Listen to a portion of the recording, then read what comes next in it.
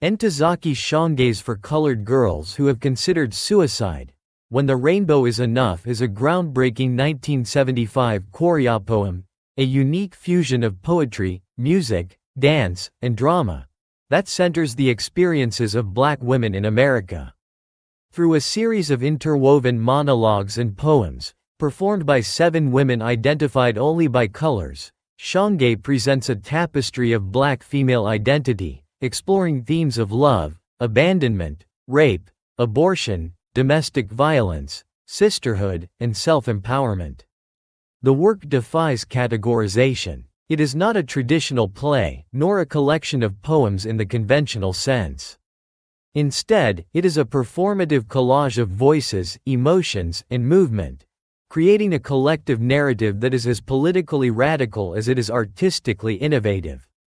It brought the voices of Black women to the American stage with unprecedented candor, affirming their pain, joy, and survival in a society that too often silences them. Structure and format. The Korea poem is performed by 7 women, each associated with a color: lady in red, lady in orange, lady in yellow, lady in green, lady in blue, lady in purple, lady in brown. They are not given names, signaling that their stories, while personal, are also collective. They speak directly to the audience and to each other, often finishing each other's lines or reacting with dance and gestures. The work is composed of 20 poetic monologues, each one dramatizing a different experience. Though the individual pieces vary in tone and content, they are bound by themes of trauma, resilience, and rebirth, culminating in a powerful celebration of Black womanhood. Summary of key poems and monologues. 1. Dark Phrases, Opening. The Korea poem opens with the ensemble declaring their presence. Dark phrases of womanhood, of never having been a girl, sets the tone of reflection and longing. The women assert their existence in a hostile world, and establish that this is a space for Black women's voices and stories, often unheard. 2. Graduation Night, Lady in Yellow. This poem recounts a young girl's first sexual encounter, cloaked in the excitement of youth and freedom. It is sensual and celebratory, but also naive. It explores the complexity of sexual awakening, particularly for young Black girls navigating societal judgment and limited guidance. 3. No Assistance, Lady in Red. This monologue is a breakup declaration, where a woman tells a lover she no longer needs him. It is filled with anger, assertion, and liberation. She confronts the emotional labor she has performed in the relationship and reclaims her self-worth and independence. 4. Sakita, Lady in Purple. Here, Sakita is both a character and a metaphor, a southern showgirl likened to an Egyptian goddess. The poem romanticizes and critiques the objectification of Black female bodies, blending mythology, exploitation, and strength. 5. Latent Rapists, Ensemble. One of the most harrowing poems, this collective monologue describes how rape often comes from acquaintances, not strangers. It examines how women are blamed and men are excused. The term, latent rapists, refers to everyday men, lovers, dates, friends, who exploit trust. This piece powerfully critiques rape culture and societal complicity, emphasizing that even in intimacy, violence can lurk.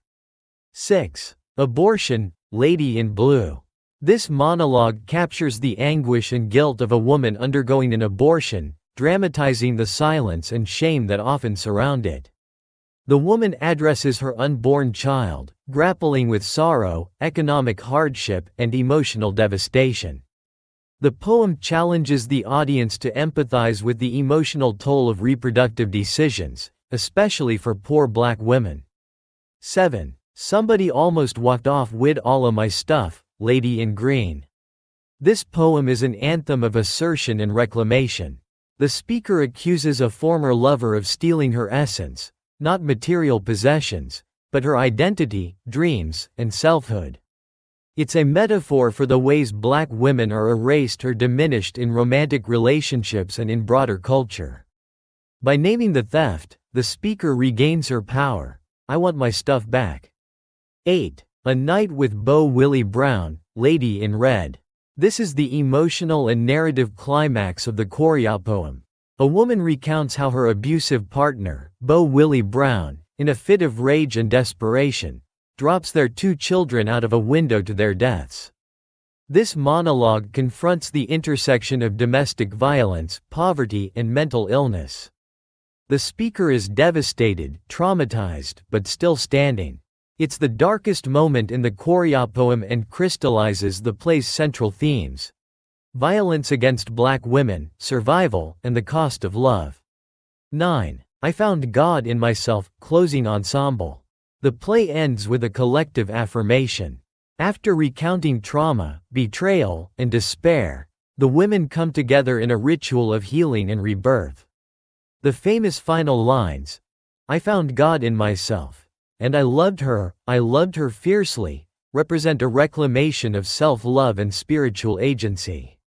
The rainbow, alluded to in the subtitle, becomes a symbol of the unity of diverse experiences, the merging of pain and beauty, and the possibility of healing. Character and voice analysis. While the women are not individualized by names, their distinct voices and experiences reflect a broad spectrum of black womanhood. Together, they represent youth and sexual awakening, Lady in Yellow; anger and empowerment, Lady in Red and Green; cultural pride and objectification, Lady in Purple; loss, grief, and trauma, Lady in Blue and Brown; healing through community and self-love, all. Shang crafts each woman's voice with rhythmic, poetic intensity. Their speech patterns, cadences, and linguistic innovations reflect black vernacular and musicality, creating a chorus of voices that are at once individual and communal. The diversity of experiences, urban and rural, romantic and violent, triumphant and despairing, makes the piece resonate with a panoramic emotional and cultural truth. Major themes. 1. The invisibility of black women. Shang critiques the societal structures that silence and erase black women's experiences. Many of the poems deal with betrayal by men, abandonment, and the lack of institutional or cultural support. Through direct address and vivid testimony, the Korya poem reclaims visibility. Each woman names her pain, making it undeniable. By sharing her story, she asserts, "I matter. I exist. I am not invisible." 2. Sexuality and autonomy. Sexuality is portrayed with nuance and complexity. It is a source of pleasure, power, trauma, and vulnerability. Shang shows how black women's sexuality is often policed, fetishized, or punished, but also how it can be reclaimed and celebrated. Several poems explore first sexual experiences, coercion, and consensual passion, all with equal candor. The work insists that black women deserve to define their own sexual identities. 3. Violence and survival. The Korya poem does not shy away from the realities of rape, assault, and domestic violence. These are not isolated incidents but part of a larger pattern of patriarchal and racial violence. Yet For Colored Girls is not a work of despair. It is a work of survival. The women endure. They speak. They reclaim their narratives. The act of telling becomes an act of healing and resistance. 4. Sisterhood and solidarity. While many poems deal with personal pain, the ensemble framework emphasizes collective healing. The women echo and support one another's words, creating a communal space where sorrow is shared and love is offered. The final moments are particularly powerful in expressing black female solidarity. The rainbow motif suggests unity through diversity, a coalition of experiences rather than a hierarchy of suffering. 5. Spiritual reclamation. The play's ending asserts a spiritual selfhood that is internal, female, and divine. By finding God in myself, the speaker and the ensemble reject external systems of validation, particularly those that marginalize or punish black women. Shang offers a vision of spiritual empowerment rooted in self-love, not religious dogma. It is a radical theology that places the black woman at the center of creation and value. Language and style. Shang's inventive use of language is one of the defining features of the Korya poem. She eschews traditional grammar, punctuation, and capitalization to mirror spoken word, emotional cadence, and musical rhythm. This stylistic choice emphasizes voice over formality, privileging feeling over structure. It allows the words to breathe, break, and dance, just like the performers on stage. For example, and this is for colored girls who have considered suicide, but moved to the ends of their own rainbows. This typographical freedom mirrors the women's journeys toward liberation. They must break out of societal syntax to find themselves. Performance and Korya poem form. Shang coined the term, Korya poem, to describe a new genre that combines poetry, dance, music, and drama. Movement is not incidental, it is integral to the storytelling. Emotions are expressed not only through words but through bodies, gestures, and rhythm.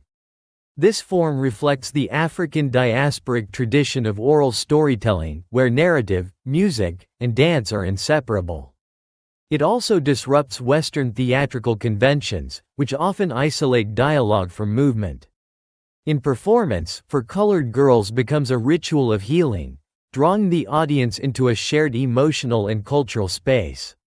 Historical and cultural context. Premiering in 1975, For Colored Girls emerged during the Black Arts Movement and the second wave of feminism. However, Shang's work challenged both movements for their exclusion of black women's voices. Black nationalism often privileged male experiences, while mainstream feminism was predominantly white and middle class. Shang wrote For Colored Girls to affirm the unique struggles and strengths of black women, bridging a gap in cultural representation. The play was revolutionary. It broke the silence around taboo topics, brought poetry and dance to center stage, and redefined what theater could look and feel like. Critical reception and legacy. For Colored Girls was met with critical acclaim and became a Broadway sensation, an extraordinary achievement for such an unconventional work.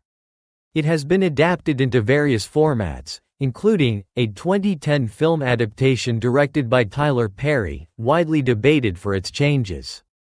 Numerous stage revivals, including a 2022 Tony Award-winning production. The work continues to be studied and performed widely, often serving as an entry point into conversations about intersectionality, trauma, and healing in Black feminist thought. Shang's influence is felt in contemporary writers and performers who use spoken word, music, and hybrid forms to tell stories from the margins. Conclusion. Ntozake Shang's For Colored Girls Who Have Considered Suicide, When the Rainbow Is Enough is a masterpiece of modern theater and poetry, a courageous, innovative, and deeply moving expression of Black womanhood.